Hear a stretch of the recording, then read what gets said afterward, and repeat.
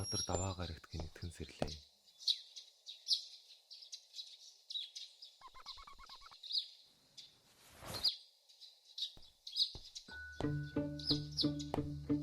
Яруу найргийн хараат бус цаг хугацааны машинд хамтдаа сундалж хотын үзэсгэлэн газруудаар зугаалцгаад 380 настай Улаанбаатар хотын нэг өдөр энэ агуу хот анхлам нар худалдаачдын жижиг сойрон байсан гэдэг.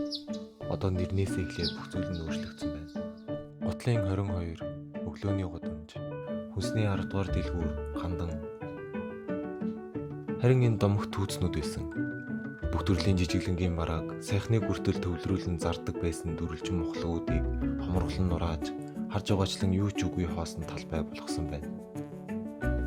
Бусад бүх амьд хотын адилаар Улаанбаатарт маш олон хогийн цэг болоод түүнийг шохоорхон үзэгчд бий. Нөхөн жорлон дүүргэсэн цатгалан ялаанууд, харахнууд хотын төвийг эзэлсэн, харин муурнууд Сүхбаатарын талбайг эзлэн авчээ. Харин их сургуулийн гудамжинд оюутнууд бэлчдэг. Ядарсан, моторсон, төгссөн. Нарантуул дээр дийлэнхтэй настай хүмүүс зогсно.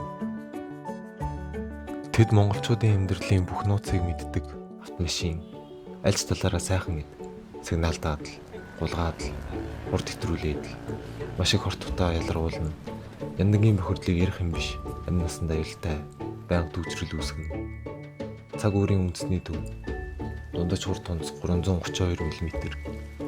Өвөлдөө 530 км/он цасан ширхэг ундаг нь улс төрчдийн эзэн мөнгнөөс 1.3 дахин бага. Үүдний үйлрэл 7 хоногт 666 орчим хүн гэртээ угаартаж насгардаг. Нүрсийг шахмал болгож, зуух сольж, утаа мэдрэгч тавьсан ч энэ тоо өссөөр л байна. Нар жаргахтай зэрэгцэн орон гэргүй гудамж мэдэрлэгчэд офисын зомбинууд үндийж хүргэлтийнхэн ойроо бизнес эрхлэгч зэрэг эртэж чуудыг орлон гарч ирнэ. Энэ бол Алтан хотхны автобусны бодол. Харин энэ нарны гүр. Усны гудамжийн ивент 5 сарын 24-нд яг тэнд болно. Замбраа гүйцэл амгалан тайван байдлыг түрхээр зэхнэ. Ямар чимээ тэр шөнийг үрдэх бол ямар нууцыг тэд ивент дээр илчлэх вэ? Эртний үгс үнэн байж мэдэх юм. Агуу сайхан бүхэн өөрийн гэсэн нууцтай.